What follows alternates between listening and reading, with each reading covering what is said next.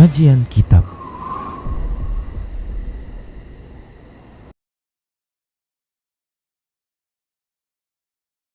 Assalamualaikum warahmatullahi wabarakatuh. Innal hamdalillah nahmaduhu wa nasta'inuhu wa nastaghfiruh wa na'udzu billahi min shururi anfusina wa sayyiati a'malina. May yahdihillahu fahuwal muhtad wa may yudlil falan tajida lahu waliyyan mursyida. Asyhadu an la ilaha illallah wahdahu la syarika lah wa asyhadu anna Muhammadan 'abduhu wa rasuluhu alladzi la nabiyya ba'dah. Wa qala Allah subhanahu wa ta'ala: Ya ayyuhalladzina amanu taqullaha haqqa tuqatih wa la tamutunna illa wa antum muslimun. Wa qala 'azza man qala: Ya ayyuhalladzina amanu taqullaha wa qulu qawlan sadida yuslih lakum a'malakum wa yaghfir lakum dhunubakum wa may yuti'illaha wa rasulahu faqad faza fawzan 'azima. Ya ayyuhan nasu taqu rabbakumul ladzi khalaqakum min nafsin wahidah wa khalaqa minha zawjaha wa batha minhuma rijalan katsiran wa nisaa wattaqullaha alladzi tasaaluna bihi wal arham innallaha kana 'alaikum raqiba. Amma ba'du, innastaqal hadithi kitabullah wa khairal hadi hadi Muhammad sallallahu alaihi wasallam wa syarrul umur muhdatsatuha wa kullu muhdatsatin bid'ah wa kullu bid'atin dhalalah wa kullu dhalalatin finnar. Para hadirin hadirat serta para pemirsa Rosa TV dimanapun Anda berada, alhamdulillah kita kembali bertemu pada malam hari ini dalam kajian kitab, yaitu kitab Al-Mawsu'ah Al-Manahi Asy-Syar'iyyah. Kita masuk pada Kitabul Aidain, kitab dua hari raya. Apa saja yang terlarang di dua hari raya? Satu, yaitu babut tahrimi siyam yaumil Aid, bab diharamkannya berpuasa di hari raya. An Umar bin Khattab radhiyallahu anhu qala: hadani yaumani naha Rasulullah sallallahu alaihi wasallam an siyamihima. Dua hari ini adalah dua hari yang dilarang Rasulullah untuk berpuasa. Yauma fitrikum min siyamikum wa yaumal akhar ta'kuluna fihi min nusukikum, yaitu pada hari raya Idul Fitri, dan pada hari satu lagi yaitu pada hari kalian memakan daging korban kalian. Artinya ada dua hari yang tidak boleh berpuasa, pada hari raya Idul Fitri dan pada hari raya Idul Adha. Di sini diungkapkan hari raya di mana kalian tak berpuasa setelah sebulan kalian berpuasa, dan di hari di mana kalian makan daging korban kalian, itulah Idul Adha. Hadis diriwayatkan oleh Imam Bukhari dan Muslim. Wa an Abi Sa'id Al-Khudri radhiyallahu anhu naha Nabi sallallahu alaihi wasallam an shaumi yaumal fitri wan nahri. Dari Abi Sa'id Al-Khudri radhiyallahu anhu, Rasulullah sallallahu alaihi wasallam melarang berpuasa di hari raya Idul Fitri dan hari raya Idul Adha. Hadis riwayat Bukhari Muslim. An Ziyad bin Jubair qala, dia berkata, ja'a rajulun ila Ibni Umar radhiyallahu anhuma, seorang laki-laki datang bertemu dengan Abdullah bin Umar. Faqala, dia berkata, rajulun nadhara ayyasuma yauman fawafaqa yauma adha awil fitr. Dia bertanya tentang bagaimana kalau ada seseorang bernazar untuk berpuasa, di mana puasa nazar tersebut ternyata bertepatan di hari raya Idul Adha atau Idul Fitri. Misalnya dia bernazar, saya bernazar di, misalnya ya, saya bernazar di hari Rabu, di hari Rabu ketiga, misalnya bulan April 2021, misalnya begini ya. Ternyata nazar tersebut bertepatan di Idul Adha, Idul Fitri. Itu bagaimana? Itulah pertanyaan yang ditanyakan kepada Abdullah bin Umar. Dia bernazar untuk berpuasa di satu hari, ternyata hari yang telah dia tentukan itu bertepatan di Idul Adha atau Idul Fitri. Apa yang harus dia lakukan? Sementara berpuasa di hari raya itu diharamkan.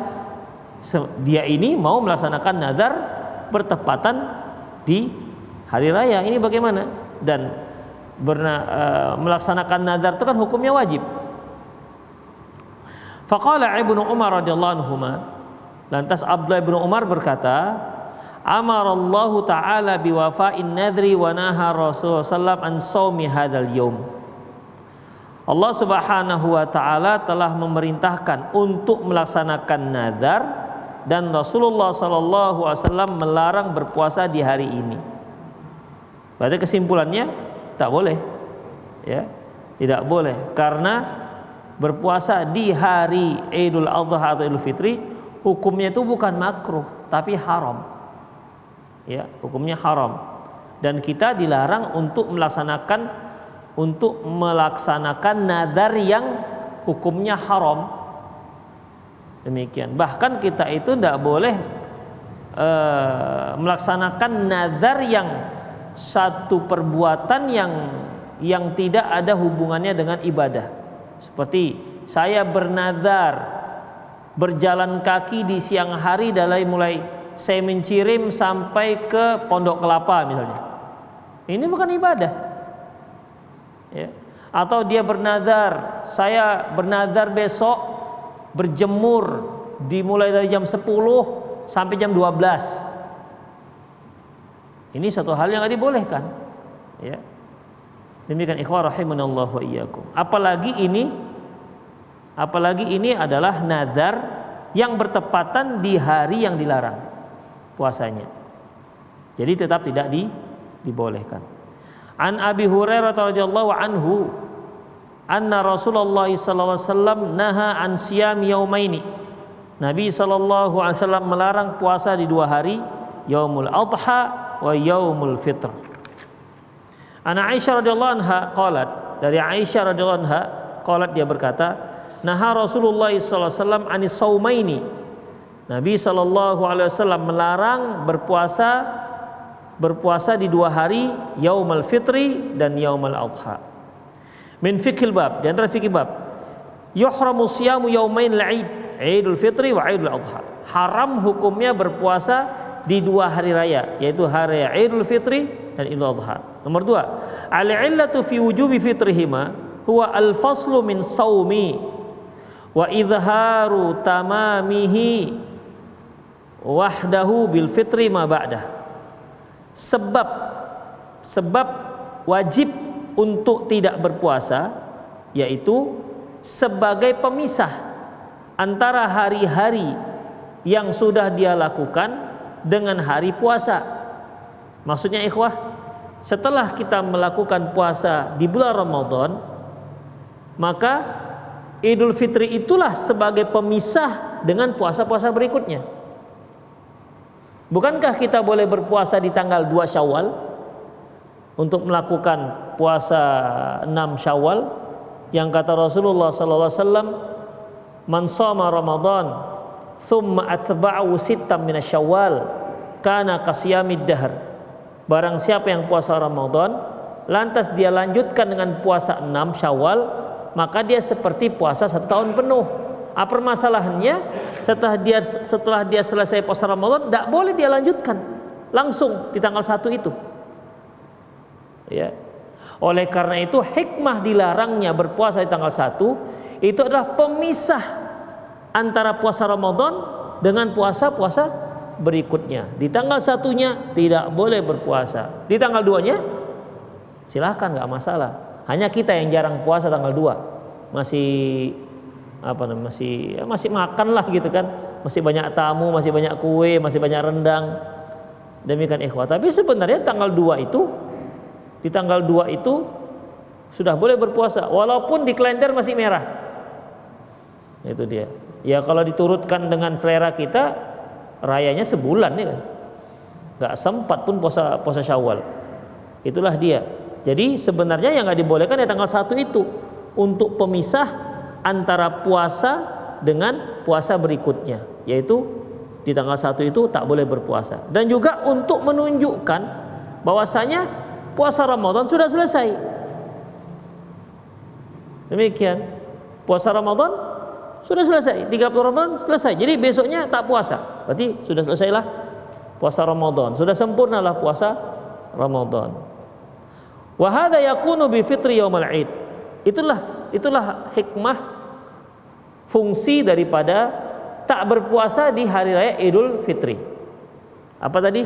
Yang pertama, untuk pemisah antara puasa Ramadan dengan puasa berikutnya. Yang kedua yaitu untuk menunjukkan bahwasanya kita sudah selesai puasa Ramadan dengan cara tak puasa di Idul Fitri. Jadi kalau kita masih puasa juga di Idul Fitri, loh ini kamu puasa apa lagi, kan gitu biasanya orang katakan. Kamu puasa apa lagi? Demikian. Jadi dengan tak berpuasa, taulah bahwasanya Ramadan sudah selesai. Wal akharu li ajli nusukit al mutaqarrib bidzabhihi liyukal minhu. Dan yang Idul Adha itu terkait dengan kurban, ya. Kurban, dan kurban itu dan disunnahkan untuk memakan daging kurban tersebut. Itulah dia hikmah mengapa tidak dibolehkan berpuasa di hari raya Idul Fitri dan hari raya Idul Adha. Bahkan kalau Idul Adha bukan hanya satu hari, berapa hari? Hah? 3 apa 4? 4. Mulai tanggal 10 sampai tanggal 13. Demikian ikhwah. Ya, yaumul akli kata orang. Yaumul akli wasyarab. Bahwasanya 4 hari itu 10, 11, 12, 13 yaumul akli wasyarab, yaitu hari makan dan minum. Nomor 3, tahrimus shaumi yaumai al-Aid sawa'un nadhr awal kaffarah wa tatawwu' wal qada wa tamattu'. Haram hukumnya puasa di 2 hari ini, maksudnya Idul Fitri dan Idul Adha, baik puasanya puasa nazar maupun puasa kaffarah, apalagi puasa sunnah maupun puasa qada, enggak dibolehkan, ya.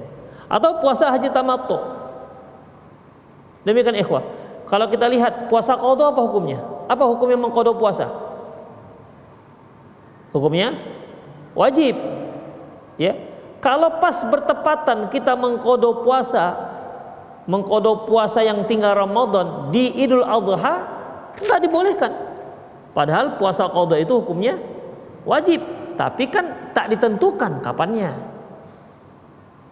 Ketika Allah Subhanahu wa taala menyebutkan, "Faman kana minkum maridun aw 'ala safarin fa iddatun min ayyamin ukhra." Barang siapa di antara kalian yang sakit atau dia dalam keadaan safar, dia boleh ganti di hari yang lain. Di hari yang lain ini kan enggak ditentukan oleh syariat kapan harusnya. Kenapa dia harus pilih Idul Adha? Jadi enggak boleh ganti di hari yang lain qadanya. Demikian ikhwah. Jadi kalau ada orang yang bernazar mengqada apalagi hanya puasa tatawu yang akan dia lakukan di puasa di hari Idul Fitri atau Idul Adha, maka dia harus batalkan, itu enggak dibolehkan. Yang kedua, babu kirahiyati hamli silahi bataran fi yaumil Id. Dibencinya membawa senjata, ya, membawa senjata pada hari pada hari raya, pada 2 hari raya. Bataran, bagi menunjukkan keperkasaan atau kesombongan. An Sa'id bin Zubair, qala, dia berkata, kuntu ma'a ibni Umar hina asabahu sinan rumhi fi akhmasi qadamain. Di saat kaki Abdullah bin Umar terkena ujung tombak, kata beliau Sa'id bin Zubair, aku bersama Abdullah bin Umar di saat kakinya terkena ujung tombak, telapak kaki. Akhmasu qadamain, qadami akhmasu. Ikhwah, kalau kita berdiri di lantai, itu kan ada bahagian yang terkena lantai dan ada yang tidak, kan, yang di sininya. Ya kan? Kalau jejak kaki kita kan enggak begini. Jejak kaki kan begitu dia. Ada bagian yang tidak terkena lantai. Itulah yang dikatakan akhmas. Dan itu umumnya lembut.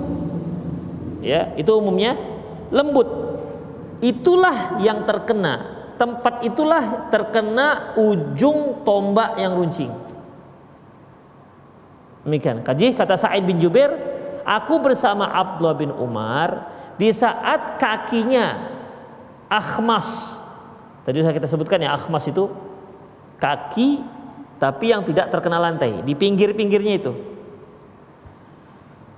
Di saat kakinya tertancap ataupun terluka dikarenakan tertancap ujung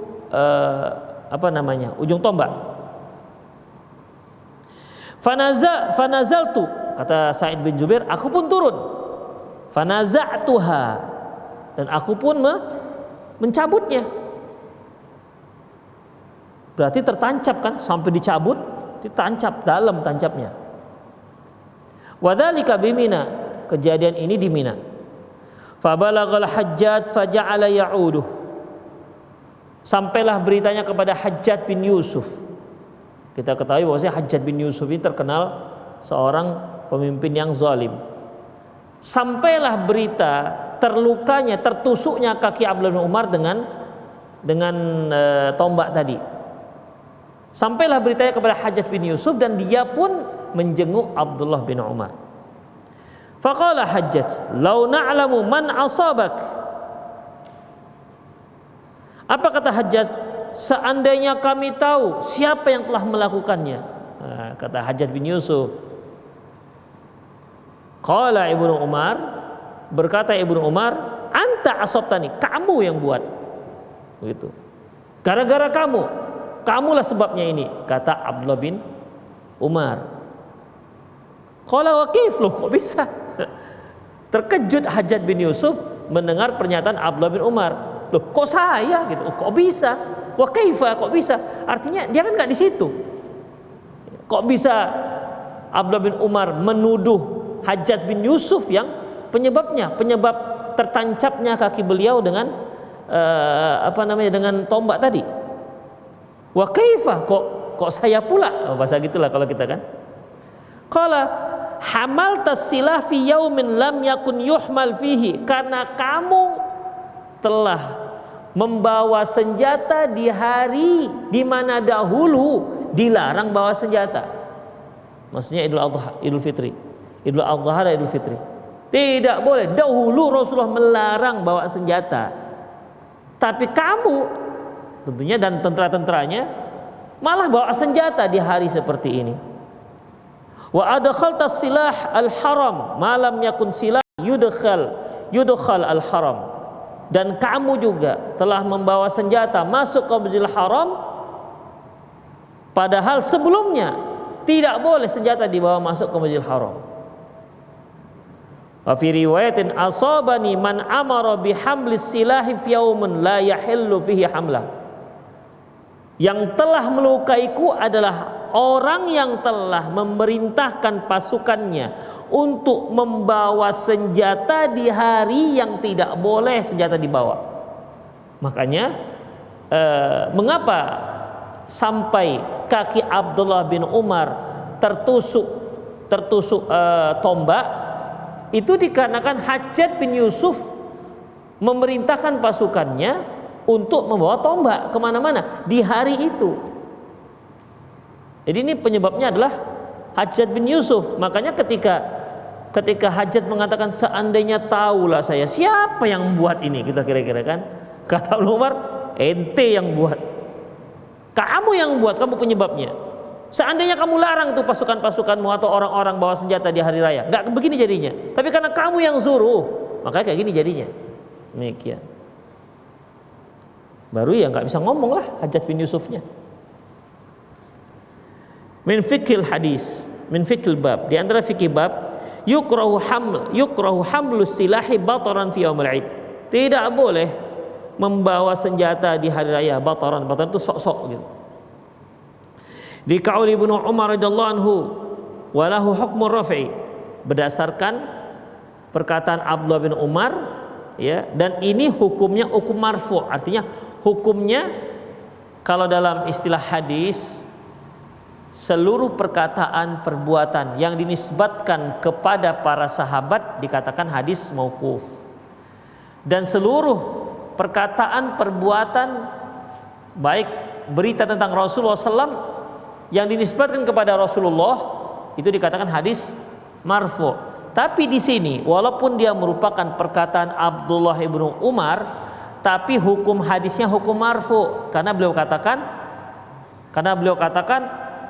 kamu yang telah memerintahkan membawa senjata di hari yang dulu itu nggak boleh dibawa senjata. Berarti dulu itu maksudnya apa? Zaman Rasulullah SAW. Makanya walaupun ini perkataan Abdullah bin Umar, tapi hukumnya hukum marfu, nisbatnya kepada Rasulullah SAW. Kamu telah memerintahkan orang-orang membawa senjata ke dalam Masjidil Haram yang dahulu tidak boleh bawa senjata ke Masjidil Haram. Dulu maksudnya pada zaman Rasulullah. Jadi artinya kamu telah menyuruh orang bawa senjata di hari yang dahulu pada zaman Rasulullah tak boleh bawa senjata. Kamu telah memerintahkan membawa senjata masuk ke dalam Masjidil Haram yang dulu pada zaman Rasulullah gak boleh dibawa senjata masuk ke dalam Masjidil Haram. Makanya ucapan Abdullah bin Umar ini hukumnya tidak hanya mauquf, tapi hukumnya dinisbatkan kepada Rasulullah sallallahu alaihi wasallam. Waqad akhrajal Bukhari an Hasan bin Basri mu'allaqan. Imam Bukhari juga meriwayatkan dari Hasan al-Basri mu'allaq dengan hadis yang mu'allaq, qauluhu nuhu ayyuhmalu as-silahu yaumal id, dilarang membawa senjata di hari Id illa ayyakhafu aduwan, kecuali kalau dikhawatirkan musuh akan menyerang. Demikian ikhwah. Di sini Syekh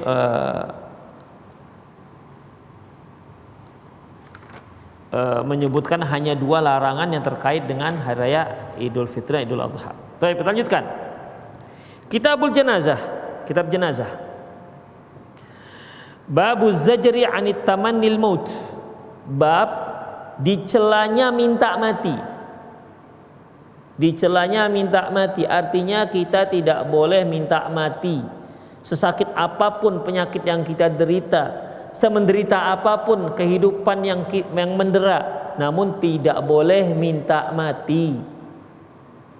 Ya mungkin dia kelaparan, hidupnya susah, jangankan mencari sebongkah berlian, mencari sesuap nasi pun susah, makan 1 hari sekali susah, begitu. Bertahun-tahun seperti itu, gali lubang tutup lubang. Rasanya dia kalau seperti ini, kali-kali begitu dia gali lubang, kepingin dia yang masuk lubang supaya nggak naik lagi dari lubang. Demikian kan bisa seperti itu. Maka ikhwah, semenderita apapun kita di dunia ini diharamkan minta mati. Apapun jenis penderitaannya, apakah penderitaannya karena penyakit, atau dikarenakan ekonomi, atau dikarenakan nggak tahan direpetin istri, bisa aja. Pening kepalanya, setiap masuk rumah assalamualaikum, udahlah dapat omelan 2 kaset misalnya, setiap hari selama 6 tahun begitu kan. Apa nggak bawanya mau minta mati aja kan? Demikian. Apapun musibah yang menimpa kita, maka tidak boleh minta mati. An Qais bin Abi Hazim, dari Qais bin Abi Hazim, dakhalna ala Khabbab na'uduh. Kami menjenguk Khabbab. Kita ketahui bahwa Khabbab itu seorang sahabat yang dulu disiksa habis-habisan oleh majikannya. Yang kena siksa dahulu kan Bilal bin Rabah, Khabbab bin Arad, kemudian Sumayyah yang akhirnya mati ditusuk tuannya, kemudian ayahnya Ammar bin Yasir. Termasuk siapa ayahnya Ammar bin Yasir? Siapa namanya ayahnya Ammar bin Yasir? Ya Yasir lah, Ammar bin Yasir. Astagfirullah. Udah jelas Ammar bin Yasir, ya ayahnya Yasir. Astagfirullah antum nih. Kemudian Ammar, ya, ayahnya Ammar bin Yasir dan Sumayyah, ya, ini sempat sampai meninggal disiksa. Tinggal Ammar. Umumnya yang hamba-hamba sahaya yang masuk Islam disiksa habis-habisan, termasuk Khabbab. Ketika Qais bin Abi Hazim berkata, kami menjenguk Khabbab. Wa qad iktawa sab'a qiyad. Ternyata beliau dahulu sempat digosok punggungnya dengan besi panas sebanyak 7 kali. Jadi salah satu jenis siksaan, punggungnya itu digosokkan dengan besi panas sampai 7, nampak bekasnya, ya, bekas gosokan begitu. Ya antum kalau lihat orang-orang dahulu menghilangkan tato kan pakai gosokan, kan entah gimana jadi kulitnya kan? Pernah lihat itu kulitnya gimana? Gak rata begitu. Ah begitulah hasilnya. Ada 7 tempat di tubuhnya itu bekas disetrika pada waktu dia awal-awal masuk Islam. Faqala, dia berkata, inna ashabana alladhi salafu madu walam yanqusuhum ad-dunya. Sesungguhnya teman-teman kita yang sudah meninggal dunia terlebih dahulu, mereka belum merasakan nikmat dunia. Wa inna asabna ma la najid lahu maudian illa turab. Dan sekarang kita telah mendapatkan yang kita tidak tahu tempatnya kecuali hanya yang pantas, kecuali hanya tanah. Artinya harta yang kita dapat ini ujung-ujungnya kan akan masuk tanah. Jadi Khabbab ini termasuk salah seorang sahabat yang akhirnya menjadi kaya raya, ya, menjadi kaya raya. Kalau saya tidak silap, dia terakhir di Syam tinggal. Jadi dia ini modelnya, dia kumpulkan hartanya, diletakkan satu gudang, kemudian dia umumkan kepada fakir miskin, yang ingin harta silakan ambil di gudang. Begitu modelnya. Jadi fakir miskin pun ambil secukupnya, yang fakir-fakir tuh mengambil secukupnya. Wah, kalau kita nggak secukupnya kan 3 goni gitu bawa. kalau kita dibolehkan begitu, masya Allah, ya. Jadi kalau di waktu itu ya yang miskin itu mengambil secukupnya dia aja, ditinggalkan yang lain supaya yang lain bisa dapat. Gitu modelnya Khabbab. Adapun kita sekarang mendapatkan dunia ini yang tempatnya hanya nanti akan balik ke tanah, kata beliau. Walaula anna Rasulullah sallallahu nahana an nada'u bil maut la da'autu bihi. Seandainya dahulu Rasulullah sallallahu alaihi wasallam melarang kita untuk minta mati, niscaya akulah orang yang akan minta mati. Karena siksaan yang luar biasa. Summa atainahum martan ukhra wa huwa yabni ha'itan lahu. Pada kali yang lain kami mendatangi beliau, ternyata beliau sedang membuat dinding, ya, dinding kebunnya. Faqala, dia berkata, innal muslim la yu'jaru fi kulli syai'in yunfiquh. Dia berkata sesungguhnya seorang muslim itu akan mendapatkan pahala setiap infak, nafkah yang dia infakkan. Nafkah yang dia infakkan, termasuk nafkah yang kita beri kepada anak dan istri. Apa kata Rasulullah SAW? Dinarun anfaqtahu fi sabilillah, wa dinarun anfaqtahu fi raqabah, wa dinarun anfaqtahu wa dinarun anfaqtahu al masakin, wa dinarun anfaqtahu ala ahli a'zamu ajran dinarun anfaqtahu ala ahli. 1 dinar yang kamu berikan untuk jihad fisabilillah. Kemudian dan 1 dinar yang engkau berikan untuk memerdekakan hamba. 1 dinar yang kau infakkan untuk fakir miskin, dan 1 dinar yang engkau berikan untuk keluargamu, sesungguhnya dinar yang engkau berikan pada keluargamu itu lebih besar pahalanya.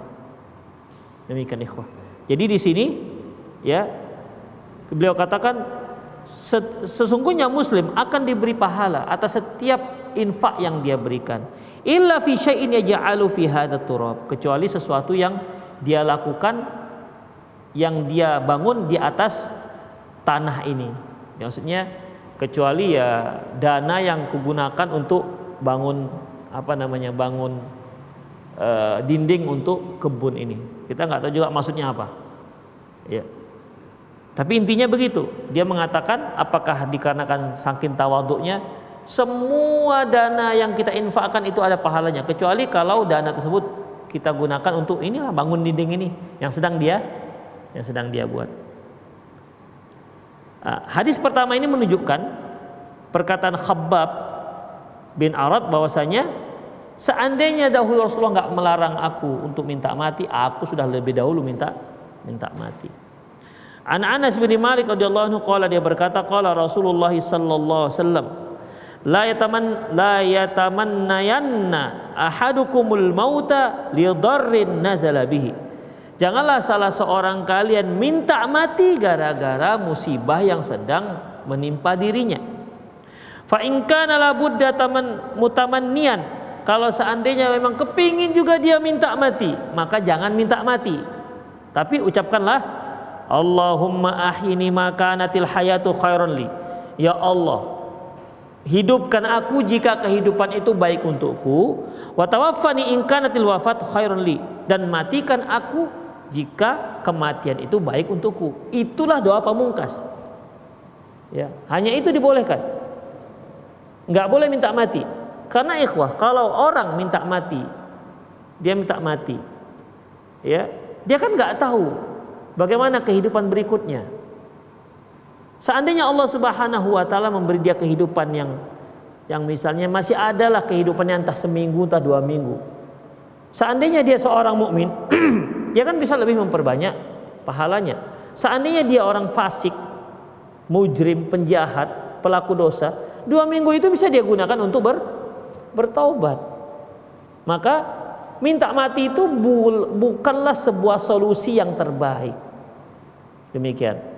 Sementara kita sendiri tak mengetahui, belum tentu mati kita itu lebih baik ketimbang hidup kita. Makanya inilah dia doa pamungkasnya. Kalau sudah perih sekali rasanya, sudah tak tahan lagi dengan musibah yang menimpa dirinya, maka inilah doanya. Allahumma ahyini in kana hatil hayatu khairun li wa tawaffani in kanatil wafat khairun li. Ya Allah, hidupkan aku. Artinya panjangkan umurku jika memang panjang umur itu baik untukku. Dan matikan aku jika memang mati itu baik untukku. Artinya kalau engkau tahu ya Allah, sisa kehidupan itu akan aku gunakan untuk dosa, mendingan matikan sekarang aja. Artinya kalau engkau tahu ya Allah, sisa kehidupan itu ada dan itu akan aku lakukan untuk berbuat dosa, mendingan matikan sekarang aja. Tapi kalau engkau tahu bahwasanya sisa kehidupanku itu kugunakan untuk kebaikan, maka hidupkan. Demikian, panjangkan usia. Demikian ikhwah. Jadi yang sebenarnya panjang usia, ya, panjang usia itu belum tentu baik. Tapi keberkahan usia itulah yang terbaik. Demikian ikhwah. An Anas bin Malik radhiyallahu anhu, an Abi Hurairah radhiyallahu anhu, hadis tadi diriwayatkan oleh Imam Bukhari dan Muslim. An Abi Hurairah radhiyallahu anhu, sami'tu Rasulullah sallallahu alaihi wasallam yaqul. Dari Abi Hurairah radhiyallahu anhu, aku pernah mendengar Rasulullah sallallahu alaihi wasallam bersabda, la yatamannayanna ahadukumul maut. Janganlah salah seorang kalian minta mati. Imma muhsinan fala'allahu ayyazdada khairan. Kalau seandainya dia ternyata orang baik, maka akan bertambahlah kebaikannya. Wa in kana musian, namun apabila orang yang durjana, pelaku dosa, fala'allahu yasta'tib, bisa saja dia akan bertaubat atas dosanya tersebut. Hadis diriwayatkan oleh Imam Bukhari. Wa fi riwayatil Muslim, dalam riwayat Muslim, innahu idza mata inqata amaluh. Sesungguhnya manusia itu kalau meninggal terputus amalannya. Wa annahu la yazidul mu'mina umru illa khaira. Dan sesungguhnya tidaklah bertambah usia orang mukmin kecuali akan menambah kebaikannya. Itu kalau dia orang mukmin. Hadis diriwayatkan oleh Imam Bukhari. An Ummi Fadl radhiyallahu anha, anna Rasulullah sallallahu alaihi wasallam dakhala alaihim wa Abbasun ammu Rasulillah sallallahu yashtaki. Bahwasanya Rasulullah sallallahu alaihi wasallam datang ke rumah mereka. Nah, Rasulullah sallallahu alaihi wasallam datang ke rumah mereka, kata Ummul Fadl, sementara Abbas paman Rasulullah sedang sakit. Jadi intinya Rasulullah datang menyenguk pamannya yang sedang sakit, yaitu Abbas bin Abdul Muttalib. Fatamanna Abbasul maut. Di saat itu Abbas minta mati. Dia berdoa agar Allah mematikan dia. Faqala lahu Rasulullah sallallahu alaihi wasallam. Lantas Rasulullah berkata kepadanya, "Ya am, wahai paman, la tatamannal maut, jangan kamu minta mati. Fa in kunta muhsinan fa in tuakhkhar tazdada ihsanan ila ihsanika khairul lak." Apabila kamu orang baik dan usiamu masih panjang, maka akan bertambah kebaikanmu, ya. Akan bertambahlah kebaikanmu, menambah kebaikan yang sudah ada. Wa in kunta musian, namun apabila kamu orang durjana, penjahat, pelaku dosa, fa in tuakhkhar, kalau usiamu dipanjangkan, fatasta'tibu min isaatika khairul lak, lantas kamu sisa usiamu itu kamu jadikan untuk taubat kepada Allah, tentu itu baik untukmu. Fala tatamannal maut, jangan minta mati. Ikhwah, min fikil bab, di antara fikih bab, tahrimut tamannil maut wa talabihi qabla ayyanzila bihi. Haram hukumnya minta mati, ya, sebelum datangnya kematian tersebut. Li'anna ziyadatal umri fit taqwallahi fiha ziyadatun fil hasanat. Karena bertambah usia dalam bertakwa kepada Allah berarti sama artinya akan bertambah kebaikan. 2. Idza khasyal 'abdu wuqu' fil fitan. Apabila seorang hamba khawatir akan terjatuh pada fitnah. Mungkin dia lihat masyarakat sekelilingnya sudah parahnya luar biasa. Dia takut terpengaruh dengan fitnah tersebut. Fayajuzu lahu ayyaqulu ma warada hadis Anas radhiyallahu anhu, maka boleh dia berdoa seperti doa yang disebutkan Anas tadi, Allahumma ahyini in kanatil hayatu khairun li wa tawaffani in kanatil wafat khairun li. Nomor 3, kirahiyatut tamannil maut la ta'ni kirahiyatul liqa Allah. Dibencinya minta mati bukan berarti identik dengan benci dengan ketemu dengan Allah. Itu beda. Ya. Orang tidak dibolehkannya minta mati bukan berarti seorang itu tidak suka bertemu dengan Allah. Demikian ikhwah. Bertemu dengan Allah ini kan ada dua keadaan. Pertama, bertemu dengan Allah dalam keadaan Allah ridho. Yang kedua, bertemu dengan Allah dalam keadaan Allah marah. Nah, kalau kita tahu kita bertemu dengan Allah dan Allah akan marah, mau bertemu gak dengan Allah? Kira-kira mau bertemu dengan Allah? Masih? Kita sudah tahu akan dimarah-marah. Ya seperti inilah kalau antum misalnya pernah bolos, lompat pagar. Pernah nih? Lompat pagar? Pagar sekolah, pernah ya? Sering? Bolos lompat pagar, kemudian besok dipanggil, Fulan. Nah, kira-kira dipanggil kepala sekolah, kira-kira gimana? Atau biasa aja, santai, berarti memang kebiasaan dia, memang sering kena hukum. Bagaimanapun akan cemas, mau diapain gitu kan. Demikian ikhwah. Nah, kalau kita tahu Allah Subhanahu wa taala akan marah dengan kita, pasti kita nggak mau bertemu dengan Allah.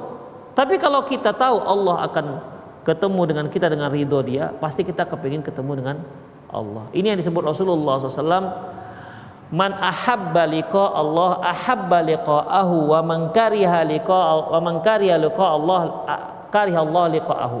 Barang siapa yang suka bertemu dengan Allah, maka Allah pun suka bertemu dengan dia. Dan barang siapa yang tak suka bertemu dengan Allah, maka Allah pun tak suka bertemu dengan dia. Berkata Aisyah radhiyallahu anha, "Ya Rasulullah, siapa yang mau mati?" Karena kalau bertemu dengan Allah harus mati dulu, ya. Bertemu dengan Allah harus mati dulu. Sementara ketika kita bertemu dengan Allah, nggak tahu kita bertemu dengan Allah dalam keadaan Allah itu ridho atau dalam keadaan Allah marah, kan kita nggak tahu. Sementara matinya sudah jelas. Jadi kata Aisyah, ya Rasulullah, siapa yang mau mati?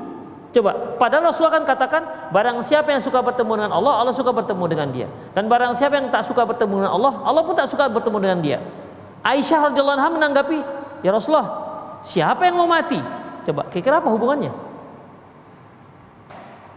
Antara kematian dengan suka bertemu dan tidak suka bertemu dengan Allah. Di sini Aisyah radhiyallahu anha terlihat sekali kecerdasan itu luar biasa. Karena dia tahu bertemu dengan Allah harus mati dulu. Suka pun kita bertemu dengan Allah, tapi kalau mati dulu gimana? Demikian. Makanya kata Aisyah radhiyallahu anha, ya Rasulullah, siapa yang suka mati? Ini kalau orang nggak cerdas nggak akan kesana mikirnya. Ya, apa kata Rasulullah Sallallahu Alaihi Wasallam? Sungguhnya orang mukmin apabila dia menjelang kematian, basyarahul malaikah bil karamati waridwanallah wabiridwanallah. Sesungguhnya orang mukmin apabila dia menjelang kematian, malaikat akan memberikan dia kabar gembira biridwanallahi wa karamatih, bahwasanya dia akan mendapatkan keridhaan Allah dan akan mendapatkan kemuliaan dari Allah. Ini akan mati nih, ya. Maka ketika dia sudah tahu Allah ridho dengan dia dan Allah akan memuliakan dia, maka fa'ahabba liqa Allah. Maka di saat itulah dia menjadi suka bertemu dengan Allah. Matilah situ. Orang udah jelas ceritanya. Ya kan? Ya. Kita pun kalau seandainya kamu kalau bertemu dengan Allah nanti, kamu pasti mendapat ridho dari Allah. Kamu pasti masuk surga. Mati dulu mau? Siapa? Bolehlah mati. Ngapain di sini kan? Ngapain kita di dunia ini? Capek-capek di muka bumi, mati nggak apa-apa, asalkan dijamin dapat. Itu dia. Asalkan dijamin dapat kemuliaan dari Allah, ridho Allah. Oke lah, mati nggak masalah lah. Yang penting dapat keridhaan dari Allah, pasti dia. Yang repot itu kan kalau kita nggak pasti. Iya nggak ya, nanti mati digencet gitu kan. Kan itu permasalahannya. Baik. Kemudian wa innal kafir awil fasik, adapun orang kafir ataupun fasik ketika dia menjelang kematian, basyarahul malaikati bi ghadabillah, bahwasanya malaikat akan memberi dia kabar gembira, memberikan kabar akan kemarahan Allah kepada dia, wasakhatih, dan kemurkaan Allah. Ya, dia mau mati ini, datang malaikat. Tengok nanti, mati kau kena gencet, itulah kira-kira. Allah marah bertemu dengan nanti. Kira-kira mau dia bertemu dengan Allah? Mau dia mati? Pasti nggak mau mati. Maka faman kariha liqa Allah kariha Allah liqa'ahu. Barang siapa yang tak suka bertemu dengan Allah, ya kan? Orang begitu kasih tahu malaikat. Ya kan? Ya dia pun akhirnya nggak suka bertemu dengan Allah karena dia tahu Allah akan murka dengan dia. Maka Allah pun tak suka bertemu dengan dia. Demikian ikhwah. Jadi jangan meminta kematian bukan berarti tidak suka bertemu dengan Allah. Demikian ikhwah. Orang yang bersuka bertemu dengan Allah itu yaitu orang yang sudah memang pasti dia suka bertemu dengan Allah, adalah orang yang sudah tahu dia pasti mendapatkan ridho Allah dan keampunan Allah. Coba kita lihat apa tanggapan Aisyah tadi. Ya Rasulullah, siapa yang mau mati? Begitu.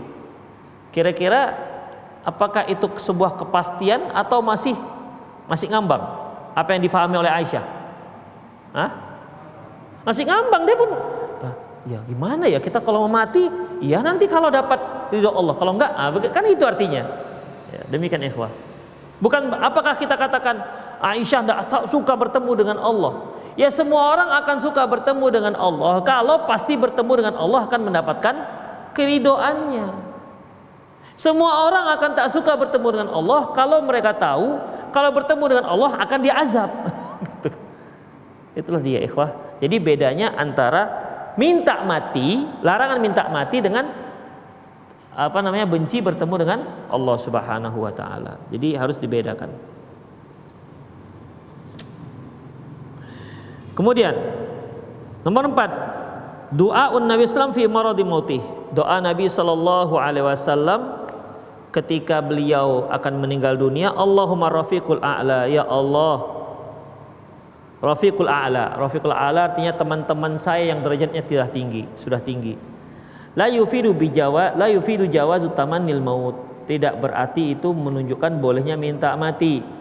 kama fassaltu fi kitabis sabiq, sebagaimana yang aku jelaskan dalam kitabku Bahjatun Nazirin.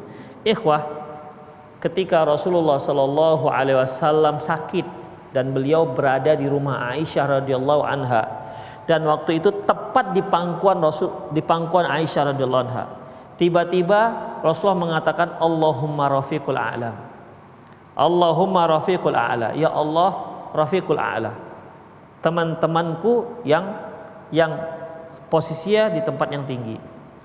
Apa kata Aisyah radhiyallahu anha? Mendengar itu aku teringat sebuah hadis yang pernah beliau sabdakan, bahwasanya sesungguhnya setiap nabi itu ketika dia menjelang kematian dia diberi pilihan, apakah dia mau tetap bersama sahabat-sahabatnya ataukah dia mau pilih Allah Subhanahu wa taala, surganya Allah Subhanahu wa taala. Demikian. Di situ tahulah aku ketika Rasulullah katakan Allahumma rafiqul a'la, ya Allah aku pilih rafiqul a'la, maka tahulah aku bahwasanya Rasulullah memilih untuk bertemu dengan Allah Subhanahu wa taala. Demikian ikhwan. Ya, saya kira kalau kita disuruh pilih dengan pilihannya sudah jelas surga, ya kan? Nih kamu gimana nih? Kamu mau hidup bersama keluargamu yang kamu cintai, dengan anak-anakmu yang kamu cintai, atau kamu mati terima surga? Pak Arsan pilih yang mana? Surga lah. Kok milih istri di dunia ya Pak ya? Kok milih anak? Milih surga lah jelas. Demikian. Di surga itu sayang ya sayang, tapi kan tetap kerja gitu kan, tetap harus inan itu begitu. Demikian. Kita sayang-sayang kasih duit, nggak kasih duit ditendang pula kan begitu. Kita tahu. Ya semua orang pasti pilih surga, nggak akan mungkin dia pilih dunia, walaupun orang-orang di sampingnya semuanya itu sayang dengan dia, pasti dia pilih surga. Kalau kita lihat Rasulullah SAW, nggak sayang bagaimana sahabat dengan dia. Seluruh sahabat rela menjadi tameng, mengorbankan nyawanya demi menyelamatkan Rasulullah. Nggak sayang bagaimana. Bahkan sahabat itu prinsipnya bahwasanya Rasulullah itu ahabba ilaihi min nafsih, bahwasanya Rasulullah itu lebih mereka cintai ketimbang diri mereka sendiri. Apa ada masyarakat yang lebih mencintai Rasulullah ketimbang masyarakat sahabat? Nggak ada. Tapi begitupun tebalnya kecintaan para sahabat kepada Rasulullah, begitupun yang dia pilih ya surga. Itu ikhwah. Apalagi cinta-cinta macam kita sekarang, cinta istri, cinta anak, kawan-kawan berapa kali lah, karena sering ditraktir maka suka dia, itu kan. Jadi ada unsur-unsur begitu. Oleh karena itu ikhwah, ini bukan berarti Rasulullah minta mati. Rasulullah diberi pilihan. Itu dia. Kamu bagaimana Muhammad, kamu mau bagaimana? Mau pilih surga bersama teman-temanmu yang sudah para nabi rasul, atau kamu tetap bersama keluargamu, bersama sahabat-sahabatmu? Ya jelaslah pilihnya Allahumma rafiqul a'la, ya Allah rafiqul a'la. Demikian ikhwah rahimanallah. Jadi ini bukan berarti minta mati. Itu dia ikhwah rahimanallah wa iyyakum. Demikianlah qul qouli hadza wastaghfirullah li wa lakum wa lisal muslimin innahu huwal ghafurur rahim. Baik, bagi para ikhwah yang ingin bertanya dipersilahkan. Yang ada di Masjid At-Taubah silakan, yang mau bertanya langsung. Atau bagi para pemirsa yang ada di rumah silakan bertanya. Bisa ya, interaktif bisa ya. Boleh langsung telepon dengan nomor yang sudah ada di layar televisi Anda, atau juga boleh dikirim pertanyaan melalui via WhatsApp dengan nomor yang sama. Demikian. Antum ada yang bertanya silakan. Ada?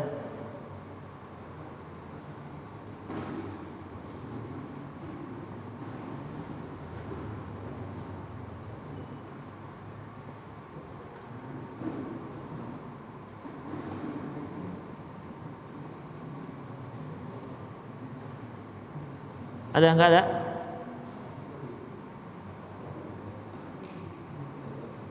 WhatsApp juga belum ada yang masuk. Gimana, Khi? Ya, silakan. Kirim forward.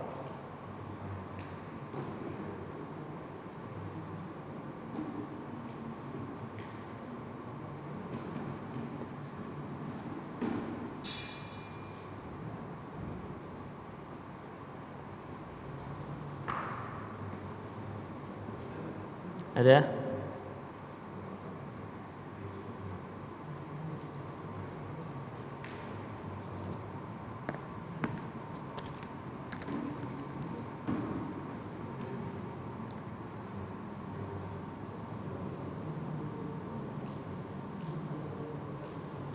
Pemuda yang kelihatannya istiqomah namun dia mempunyai dosa tersembunyi, apakah ini termasuk kemunafikan? Ikhwah rahimani Allah wa iyyakum, dosa itu memang ada dua. Dosa yang enggak kelihatan, enggak ketahuan, dan dosa yang kelihatan. Ya. Dosa yang kelihatan, apalagi sengaja diperlihatkan, itu lebih besar dosanya ketimbang kalau dosa itu dilakukan dengan cara sembunyi-sembunyi. Demikian. Dan ini tidak termasuk dalam kategori munafik. Karena orang munafik itu kan punya ciri-ciri. Kita ketika mengatakan munafik, haruslah kita definisikan munafik itu dengan definisi syariat. Jangan definisikan munafik itu pakai bahasa Indonesia. Definisi munafik dalam bahasa Indonesia itu kan artinya pura-pura nggak mau padahal mau, gitu kan? Nah, pura-pura nggak mau. Misalnya datang cewek gitu kan, ayo kita pergi, nggak mau lah, pura-pura munafik kan gitu kan. Jadi itu istilah orang Indonesia. Ya, itu istilah orang Indonesia.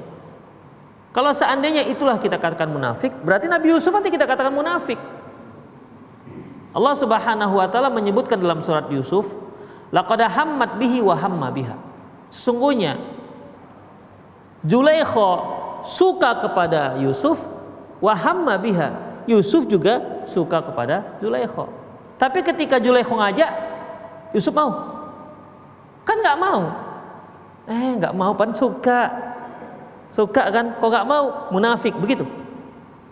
Enggak, ikhwah. Itu istilah orang Indonesia yang nggak bisa jadikan sebagai standar. Karena munafik itu, nifak itu adalah istilah syar'i, maka kita harus definisikan dengan istilah syar'i. Demikian. Nifak itu ada dua, nifak i'tiqadi dan nifak amali. Nifak i'tiqadi itu adalah orang yang dia kafir tapi pura-pura masuk Islam. Mungkin dikarenakan dikarenakan dia takut kalau dia menjadi orang kafir, dia takut menampakkan kekafirannya, atau dia sengaja pura-pura masuk Islam untuk merusak Islam dari dalam. Seperti orang zindik. Itu dia, ikhwah, pura-pura masuk Islam padahal orang kafir. Ini yang disebut Allah Subhanahu wa taala, wa idza laqul ladina amanu qalu amanna. Apabila dia bertemu dengan orang mukmin, dia mengatakan kami beriman. Wa idza khalau ila syayatinihim qalu inna ma'akum. Namun kalau dia bersama setan-setan mereka katakan kami itu bersama kalian. Sama kita, enggak masuk Islam. Inna manahnu mustahziun, kami itu hanya mengolok-olok orang-orang Islam. Itu namanya kufur nifak i'tiqadi, munafik yang menampakkan beda, yang di dalamnya beda. Yang nampak dengan yang di dalam itu beda. Demikian. Nampaknya muslim tapi dalamnya kafir. Ada nifak amali. Nifak amali ini dia munafik, dia orang muslim, tapi perbuatannya seperti perbuatan orang munafik. Makanya Rasulullah katakan ayatul munafik salasan. Tanda-tanda orang munafik itu ada 3. Idza haddatsa kadziba. Apabila dia berbicara dia bohong. Sama macam mirip macam orang yang munafik nifak i'tiqadi tadi. Apa yang diucapkannya beda dengan yang dalam hatinya. Demikian. Makanya orang bohong itu kan apa yang diucapkan beda dengan hatinya. Tapi karena dia memang orang muslim betulan, karena dia sering berdusta, dusta ini merupakan ciri khasnya orang munafik. Demikian. Idza haddatsa kadziba wa idza tumina khana. Apabila diberi amanah dia khianat, wa idza wa'ada akhlafa. apabila dia berjanji dia pungkir. Demikian. Ini namanya nifak amali, munafik tapi amalan, bukan keyakinan. Jadi orang-orang seperti ini dia muslim, dia bukan pura-pura kafir, dia masuk Islam, tapi ada perbuatan-perbuatan orang munafik yang masih dia lakukan. Demikian ikhwah. Ada satu hadis lagi, wa idza khasama fajara. Kalau dia bertengkar dia akan berbuat jahat. Demikian ikhwah. Ya. Jadi kalau ada seorang muslim, dia sepertinya multazim, orangnya baik, tapi ternyata dia melakukan dosa-dosa yang tersembunyi. Apakah dia dikatakan munafik? Enggak. Ya, enggak. Dan harus kita ketahui juga, apa ada manusia yang tidak berdosa? Pastilah ada dosa yang dia lakukan. Karena Rasulullah yang katakan, kullu bani Adam khata'. Semua anak Adam pasti berdosa, bersalah. Demikian. Tapi karena dia orang pengajian, kesalahannya itu nggak berani dia tunjuk-tunjukkan, dia sembunyi-sembunyikan. Misalnya dia tahu pacaran itu haram, tapi kan dia adalah pacaran, dia tahu dia haram, tapi pasangannya, sudah deh, kamu pakai cadar deh, gitu. Jadi kalau kita pergi makan bareng pun orang kan nggak tahu, nah, gitu kan, pakai cadar, pakai jilbab besar, nah gitu. Ini pacaran orang multazim namanya. Pacaran orang-orang soleh gitu, padahal nggak soleh kan, gitu. Kenapa dia dicadarinya, ceweknya itu? Supaya apa? Supaya nggak ketahuan. Kenapa dia nggak duduk di kafe-kafe dekat-dekat sini aja? Harus ke Brastagi sana, kau jauh-jauh kali mau minum kopi aja. Supaya apa? Nggak ketahuan. Itu pasti ada dalam hati kita, ikhwah. Yang namanya dosa itu sesuatu yang bisa mengganjal dalam hati kita. Kalau kita ketakutan orang tahu, berarti itu memang salah. Coba, ada nggak antum punya istri, bawa istri ke warung-warung itu untuk makan bareng, ada nggak takut? Takut ketahuan orang, ada? Enggak, ini halal. Tapi kalau istri orang yang dibawanya, takut nggak? Takut. Begitu ada orang jenggot masuk, siapa? Oh, bukan ikhwan kita. Bukan ikhwan kita. Saya pernah masalahnya masuk ke satu warung, tempat makan lah begitu kan. Di situ adalah berjenggot, yang ceweknya pakai jilbab besar. Begitu kami masuk, 2 menit pergi mereka. Cicing mereka pergi. Demikian ikhwah. Jadi ya begitu. Pokoknya kalau kita takut ketahuan, sesuatu yang kita lakukan takut ketahuan, itu berarti satu dosa. Jadi yang dosa itu maha ka'alah sodrik, sesuatu yang ada terganjal dalam hatimu. Jadi ya pasti adalah dosa-dosa yang kita lakukan secara tersembunyi-sembunyi. Pasti ada. Itu dia, pasti ada. Kalau dia sudah nekat lakukan dengan terang-terangan, lebih besar lagi. Itu yang kata Rasulullah SAW, innallaha yaqbalu, sesungguhnya Allah Subhanahu wa taala menerima taubat. Innallaha yaqbalu taubatal abdi malam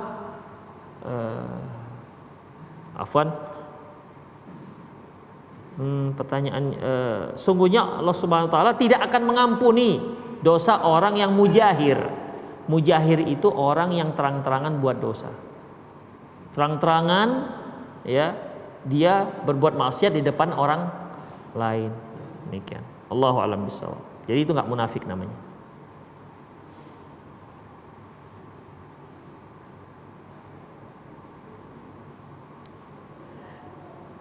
Bagaimana cara berbicara kepada orang tua perihal meminta izin menikah dengan kondisi insya Allah saya sudah mempersiapkan untuk calon saya dan kebetulan orang tua sedang terkena penyakit. Saya takut terlalu lama memberikan janji kepada calon saya dan orang tuanya. Ustadz, terima kasih. Ikhwah rahimanallahu wa iyyakum. Mengenai izin dari orang tua kita mau menikah, itu orang tua umumnya menilai anaknya sudah siap apa tidak. Itu sebenarnya. Buktikan kepada orang tua antum itu sudah siap. Kalau mau minta izin, cari waktu yang tepat. Kalau ketika orang sakit, orang tua antum sakit minta izin, ini kemungkinan orang tua akan berat. Karena pernikahan itu kan untuk menyatukan dua keluarga besar. Pasti akan ada pertemuan demi pertemuan di antara dua keluarga besar. Demikian. Nikah dua anak manusia nggak sama dengan kucing. Wek sit jadi enggak. Itu ada pertemuan, kenalan dengan antar kedua keluarga. Demikian ikhwah, ya. Dan itu pasti akan melibatkan dua keluarga besar. Itu. Kalau dalam keadaan sakit, jangan minta izin. Nanti aja tunggu orang tua kita sembuh baru dia bisa berpikir dengan jernih. Jangan minta izin ketika orang tua sedang sakit. Demikian ikhwah. Bersabarlah, Ustadz udah nggak tahan lagi nih Ustadz. Masya Allah, puasa. Man istata'a minkumul ba'a falyatazawwad. Yang sudah sanggup nikah, maka menikahlah. Fa illam yastati, kalau belum sanggup juga, belum sanggup ini maksudnya kan ikhwah, termasuk belum sanggup karena belum sanggup untuk minta izin misalnya gitu kan, atau belum dapat izin. Maka fa'ilam yastati, kalau nggak sanggup juga, nggak sanggup di sini sekali lagi, pertama nggak sanggup dikarenakan nafkah belum sanggup, atau mungkin belum dapat izin dari orang tua. Demikian. Fa'ilam yastati, kalau nggak sanggup juga, fa'alai bisyam, maka puasa. Demikian. Jadi silakan puasa. Dan katakan saja sebenarnya kepada orang tua si akhwat, saya sudah siap menikah insya Allah, tapi kondisi orang tua saya seperti ini. Begitu. Gak usah dirahasia-rahasiakan. Dan orang tua saya belum yakin saya untuk menikah. Jadi gimana bang? Kata si akhwat, sabar, abang akan bujuk dulu orang tua sampai mereka beri restu. Begitu. Kalau mereka nggak ngasih restu juga bang, gimana? Ya sudah. Berarti kita nggak jadi masuk ke jenjang pernikahan. Gitu aja kok susah. Ngapain antum didikte-dikte perempuan? Astagfirullah. Adik kalau mau tunggu, kalau enggak silakan cari yang lain. Gitu. Ya nggak usah didikte-dikte. Demikian. Kita laki-laki. Kecuali kalau sudah kandung cinta ini yang kadang-kadang sudah kandung cinta, udahlah ditabrak sana tabrak sini. Jadi gimana bang? Iya pokoknya abang gak bisa hidup tanpa adik. Allahu Akbar. Kok bisa pula? Memangnya dia yang ngasih makan. Makanya gak usah cinta-cinta dulu lah kalau mau nikah. Siapkan dulu mental untuk pernikahan baru nikah. Kalau sudah ada cinta mau nikah, kalau pasangan itu pun ternyata kurang baik akhlaknya, itu menjadi baik. Karena kalau mata cinta itu akan menjadikan segala sesuatu itu menjadi baik. Hitam pun dia, Masya Allah, hitam manis. Begitu. Kurang santun dia, ya namanya juga sukunya suku ini. Ada saja alasannya. Itulah gara-gara kalau cinta itu. Makanya cinta itu harus objektif. Udah, bilangkan kepada dia yang bertanya, silakan omongan kepada si akhwat sebenarnya bagaimana. Kalau dia mendesak juga, ya sudah, cari akhwat yang lain. Gak satu bunga di taman, banyak yang mekar-mekar. Antum mau yang mana? Mau yang dari 20 tahun sampai 40 tahun, yang janda, silahkan. Gak usah didikte-dikte oleh perempuan. Saya dari Kalimantan Selatan, Ustadz saya mau tanya. Bentar. Yang lain dari Rosyad. Oh sama kayaknya. Assalamualaikum Ustaz.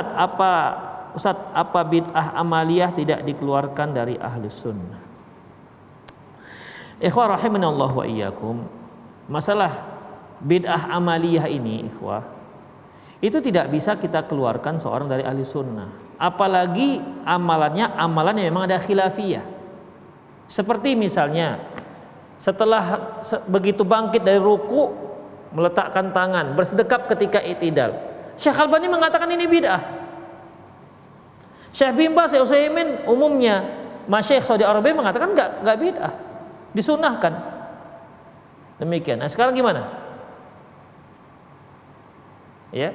Jadi perkara-perkara yang bid'ah amaliyah ini, apalagi kalau masalahnya masih perbedaan pendapat di kalangan para ulama, memang perbedaan dikarenakan ada tinjauan pendalilan, maka nggak bisa kita keluarkan dari ahli sunnah. Demikian ikhwah rahimanallah wa iyyakum. Ya. Nah, halo.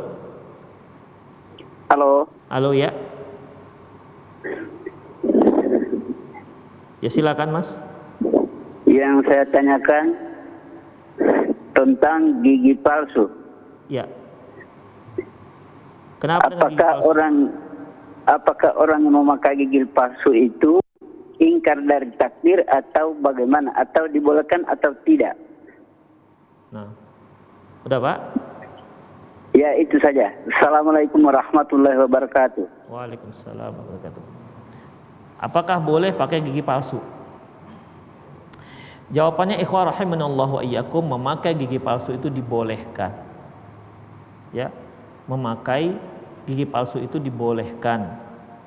Karena gigi itu berguna untuk apa? Mengunyah makanan, untuk membantu pencernaan. Maka dibolehkan.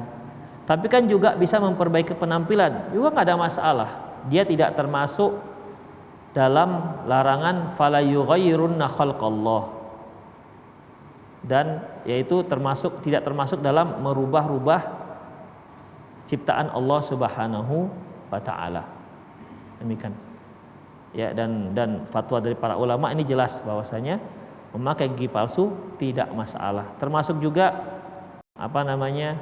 gigi yang agak menonjol begitu kan, dibaguskan susunannya dengan memakai behel, dibolehkan, nggak ada masalah. Demikian ikhwah rahimanallahu. Terkecuali jika memang ada bahan dari gigi palsu tersebut yang memang nggak dibolehkan, seperti bahan emas, maka laki-laki nggak boleh pakai gigi emas. Itu dia. Dan apabila dia meninggal, gigi emasnya cabut, jangan dibiarkan dibawa ke dalam kuburan. Ya kalau segini kok berapa gram itu? Kalikan 8. Demikian. Sebaiknya kan dibagi-bagian ke ahli waris kan. Demikian. Ya, Allahu a'lam bishawab.